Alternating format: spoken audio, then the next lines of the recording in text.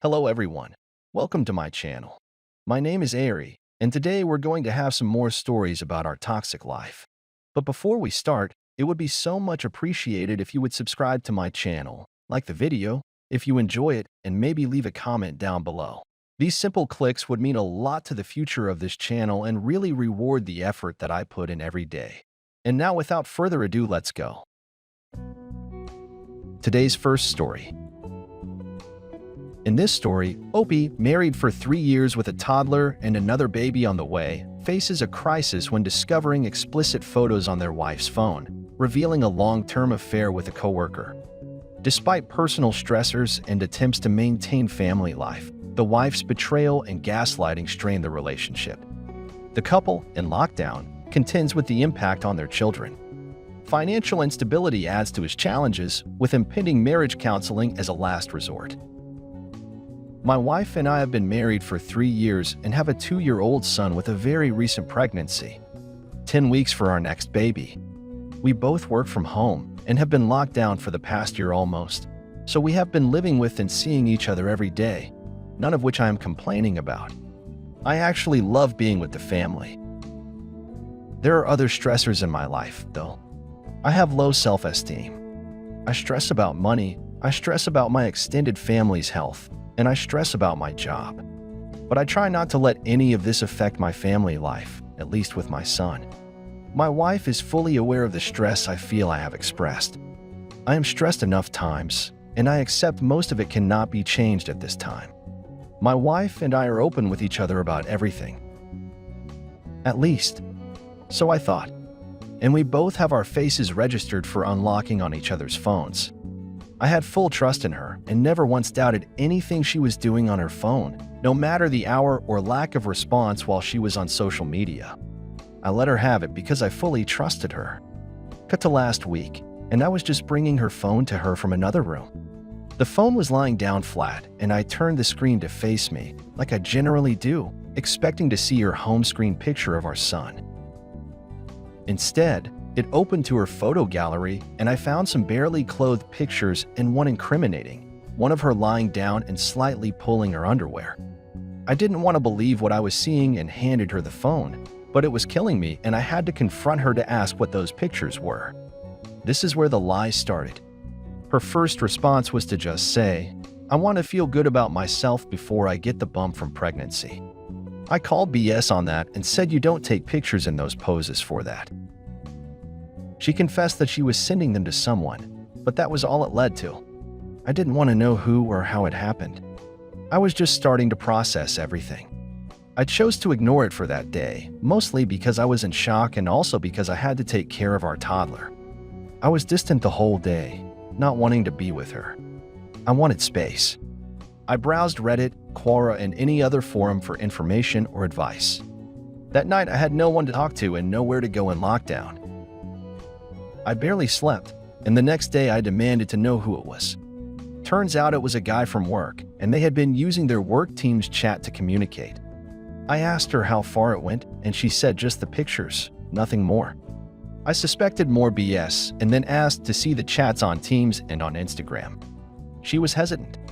She didn't want to show the outer fear of hurting me. Yeah, I know. I should have called it. I was getting more upset. I wanted to give her the benefit of the doubt, but I told her I couldn't continue until I saw the messages. She still gave the excuse that she didn't want to hurt me, but I was beginning to see the pattern. The next day was a work day, and because we share an office in her house, I could see a few times that she was furiously typing away on the Teams chat. No guess who it was? I confronted her after work and she still did not want to show the messages. I gave up and I told her I needed to see it, otherwise we were separating. She came to me the following day and confessed that she had lied. They did meet twice, and the last time was a week earlier when all they did was kiss. I got incensed. I knew they didn't just kiss and compounded with all the trickle truths.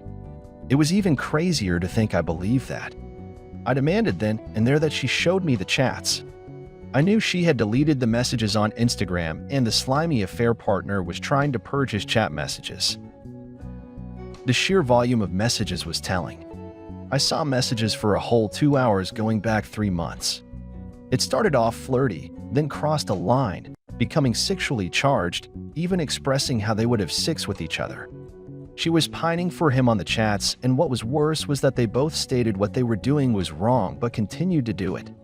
Now we're in lockdown here, so we can't really go out except for groceries, etc. Yet these two decided their escapade was worthy enough to forego the lockdown and our marriage. We've been fighting every day since. I don't think she's remorseful, even though she had said she is. She is becoming headstrong, suggesting that she also has her feelings and that she doesn't have to live like this. By this I mean me. Looking through her phone now, not trusting her. She blames the affair on me, not being intimate with her and not giving her the attention she needs. I told her she had broken me and thrown away our marriage, but she wants me to just get through it so we can mend the relationship. Writing this down, it feels like I am being a chump and taking all of this. Maybe I am just weak, but I am scared of how our children will be impacted. I love them so much. We have marriage counseling in 2 days. I am bracing myself for the criticism from her and the case that she uses that as an excuse for what she did. I need some guidance on what to do. I am afraid I am not financially stable enough to endure it. And we have a baby going to be born soon. How can I build trust when she's gaslighting me? Sorry if this is long. I have no other outlet for my grief. Today's second story. In this story, Opie, who became a single parent after his wife's early death, was planning to propose to his girlfriend. However, he discovers that she cheated on him with his son just before lockdown started. He confronts both of them, ends the relationship, and asks his son to move out. He also confronts his son, expresses disappointment, and arranges for him to stay with grandparents. I was a young dad.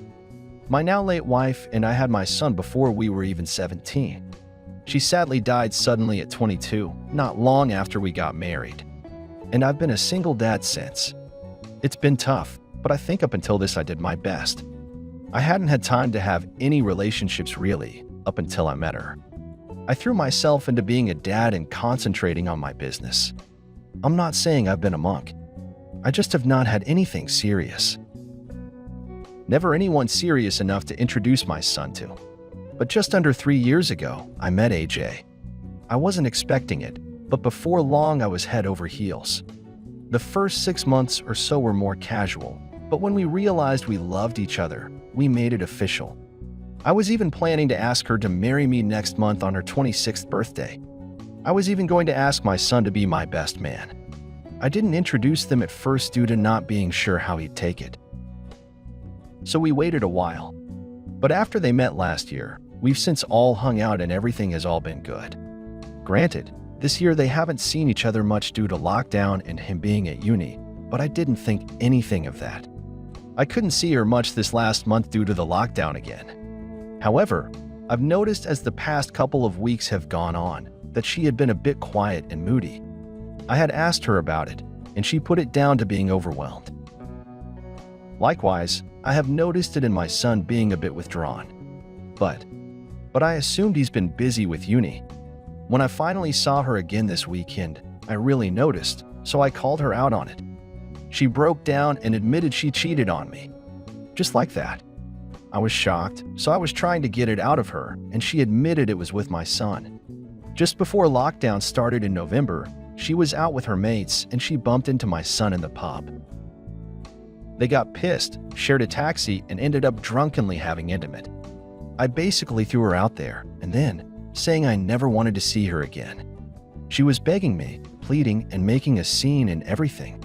I then asked my son to come over and I confronted him. He admitted it was true. He said it was a huge mistake and begged me to forgive him. I told him he needed to stay at someone's house and that I didn't want to look at him anymore. He's at my mom's. I haven't told her what he did, but she knows it's serious seeing as how close we have always been. She's been ringing me, sending me emails, texting me, begging for another chance, and so has my son. I've packed up the stuff that she left here and left it in her front garden in a bin bag. I've even chucked her Christmas presents. I've got her too. Let her enjoy them early. I'm absolutely distraught. They're the two people I loved most in the world. I wanted to marry her, maybe have kids and spend my life with her. Likewise, he was more than my son. He was my best friend. I sacrificed so much to give him an amazing life, and they've both stabbed me in the back in the worst way.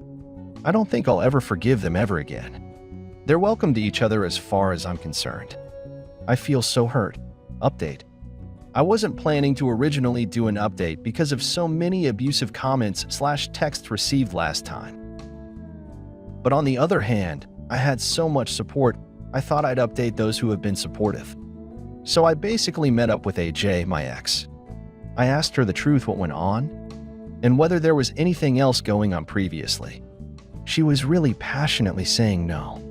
It literally was a case of her having a drink with her mates, and my son was in the pub, and they got drunk together when they were sharing a taxi. He admitted he liked her, made a pass, and that was it. She was saying things like she'd never ever do it normally, but because she hadn't seen me for a little while and he reminded her of me so much that night, it just happened. I told her to stop blaming the bruise or anyone else and that she needed to own it, no one else. I also was honest with her that she was the first person I've let in and loved since my ex-wife died, and I've been happier with her in the past 3 years than I was for years before that. I told her I was even going to propose to her. She broke down, telling me again how sorry she was and asking me for another chance and saying that she would never forgive herself. I told her she needed to one day so she could learn from this, but that it was over for us. I would be blocking her number and email, and I didn't want any contact again. Then I left. I feel much better after meeting her. As devastated as I am, I do feel like that's a bit of closure. Simply to see that I don't really hate her, but actually pity her through not being able to control her alcohol or keep it in her pants. It's cost her a relationship with someone she cares about and likely will affect her relationships for years to come.